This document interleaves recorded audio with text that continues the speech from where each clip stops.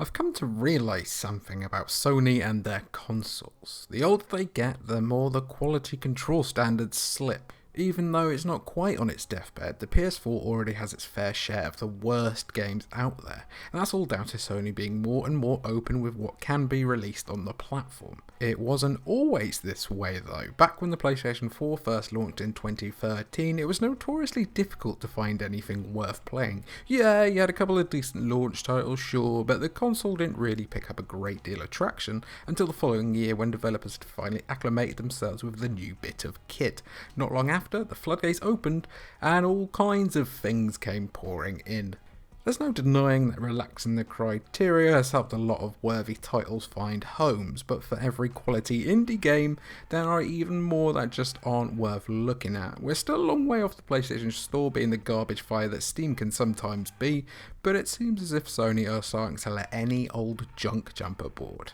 You won't find many AAA games on this list. Even if they're disappointing, boring, or just not all that great, they're a damn sight better than the worst PS4 games that you'll find below.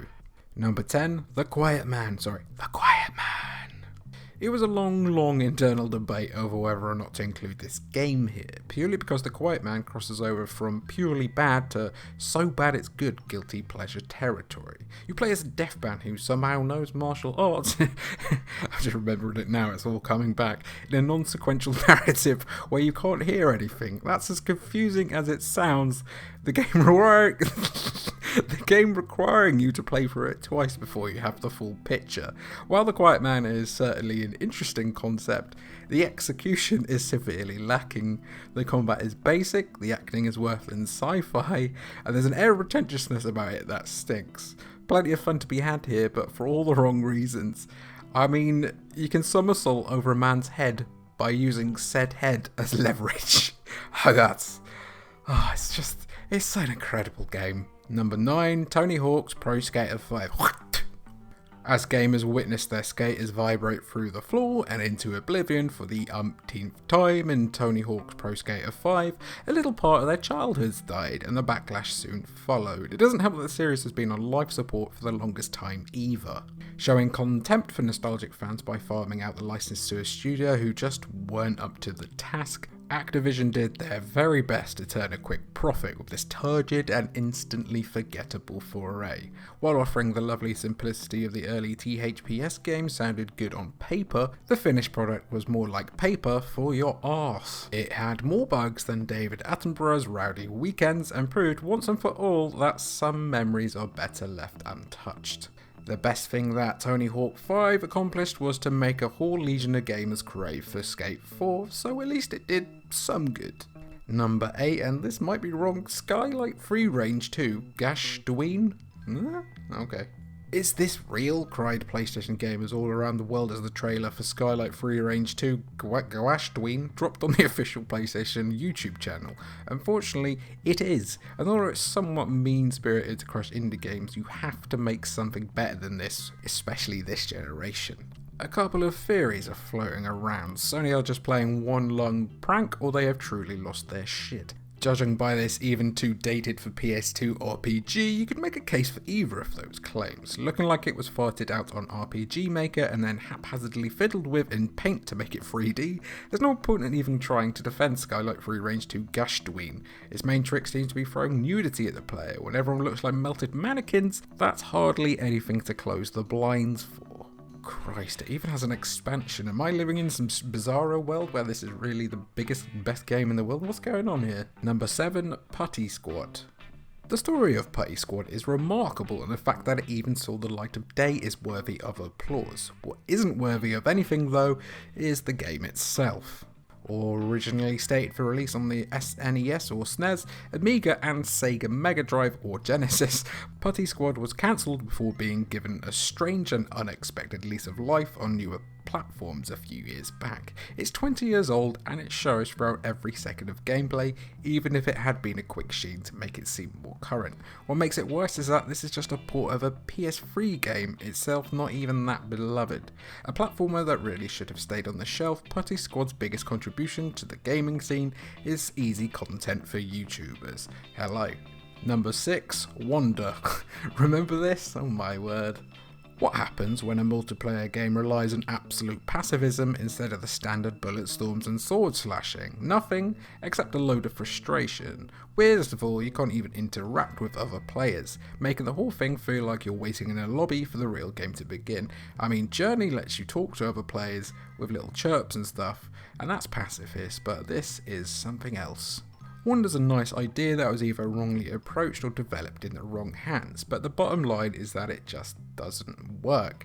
Playing as an Ent without any personality, Wonder sees you shuffling lazily around an island and exploring all of the nothingness there is to find. Even with a lack of much to do, Wonder released with enough glitches to fill up the area you're dawdling in. It's a novel premise that could have been so much better and is likely to be nailed by someone else in the future.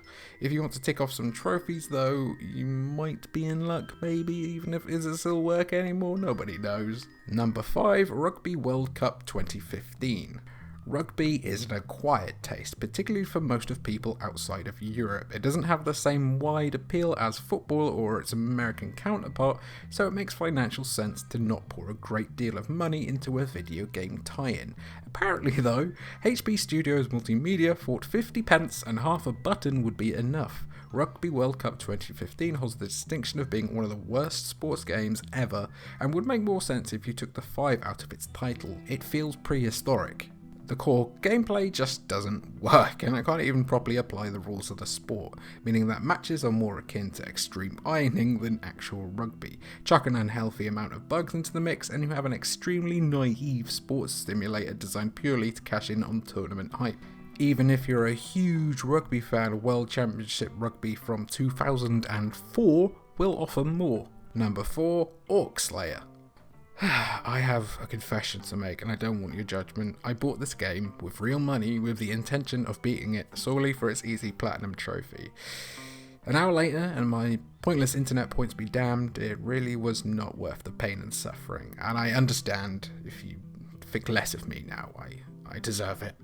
To say that Orc Slayer is basic would be a bit kind. It feels like it's held together with a series of floppy disks and an orange connected to a tin can. That doesn't make any sense, but neither does this game. You go from one area to the next, shooting orcs and constantly missing because of the awful hitboxes, all the while wishing for the sweet release of death. The frame rate is hands down the worst of any game I have ever played. As soon as you have an automatic crossbow, everything slows right down, which gives you the opportunity to question if you've chosen the right path in life. Take it from me, avoid this one at all costs. It's not worth the platinum, okay? It's not worth it. Number 3, Toro. You almost have to admire the balls on Rico Technology SL to create a game about one of the most maligned sports in the world. Bullfighting's popularity is dwindling with each passing year as everyone wises up to just how not cool it is. So the best thing Toro does is add another nail in the half-closed coffin. Visually, Toro is a mess, a mix of dark and bright colours surrounded by dark edges. Everything seems blocky and with low detail. The sound in the bullring looks flat and dead, the characters look flat and dead. The Matador, you've guessed it, looks flat and dead.